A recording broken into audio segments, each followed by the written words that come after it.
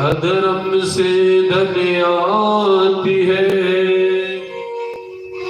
बरस पाँच और साथे, बरस बार भी तेरे भी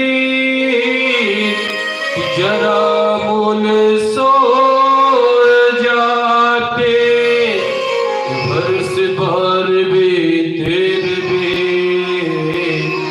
जरा मोल सो जाते। अधर्म से दिया हुआ धर्म, कमाया हुआ 5,000 वर्ष आज के सज्जनों कहीं जाओ। अभी भोपाल में हमारी कथा चल रही थी। सज्जनों 19 अक्टूबर से लेकर 26 अक्टूबर तक वहां पर, तो जहां पर हम रुके हुए थे, तो हमने पूछा भैया आपकी सैलरी कितनी है? तो कहने लगे महाराज जी सैलरी तो ज्यादा नहीं है, 80-90 हजार रुपये महीने मिल जाता है, लेकिन ऊपर से बोले बहुत बढ़िया कमाई हो जाती है, ऊपर से अच्छा कमा लेते हैं।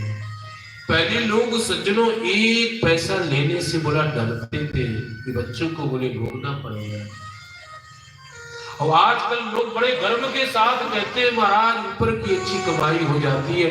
उन्हें ये पता नहीं कि अधर्म का धन है, बच्चों की बुद्धि दूषित हो जाएगी, बच्चों का विकास नहीं होगा, हमारा घर का सत्यानाश हो जाएगा। अधर्म से कमाया हुआ धन सज्जनों कभी ज्यादा नहीं टिकता है, कभी ज्यादा नहीं चलता है।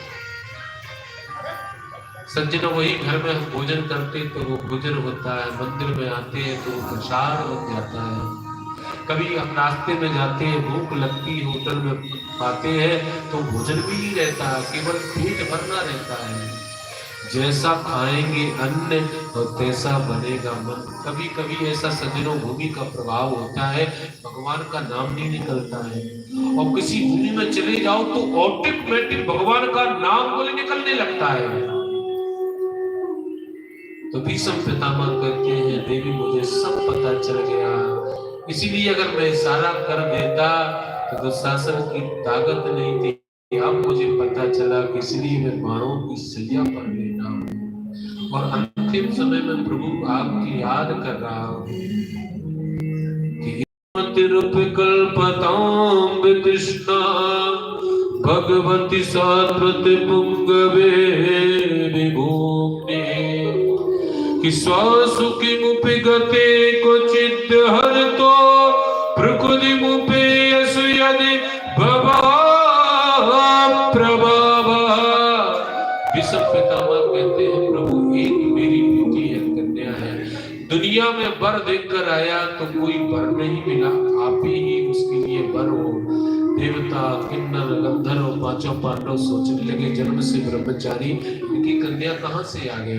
भीष्म पितामह कहते हैं जो मेरी मति रूपी बुद्धि है, जो बुद्धि रूपी बेटी है, उसको मैंने कन्या समझा है और ठाकुर जी आपके चरणों में समर्पित करना चाहता हूँ। और दूसरी बात प्रभु आपको याद है कि कौरव और पांडवों के युद्ध में आपने प्रतिज्ञा ली थी कि ना तो हम बोले अस्त्र ग्रहण करेंगे, ना हम बोले शस्त्र ग्रहण करेंगे। और सज्जनों क्या हुआ कि वहां पर दुर्योधन आया, दुर्योधन कहने लगा कि आप क्या कर रहे हो, युद्ध हमारी तरफ से कर रहे हो, पांडवों को चाहते हो, पांडवों की सेना बिल्कुल नहीं मारी जा रही, सेना कितनी छोटी सेना मारी जा रही, क्या कर रहे हो? भीष्म पितामह को क्रोध आ गया, और तो भीष्म पितामह ने सज्जनों क्या संकल्प ले लिया कि सुबह होते ही हम पांचों पांडवों का बोले वध कर देंगे। जैसी प्रतिज्ञा हमने बोले ले ली, द्वारकाधीश को पता चला तो द्रौपदी को रातों रात लेकर आए, आना था दुर्योधन की पत्नी को, आगे बोले अर्जुन की पत्नी द्रौपदी।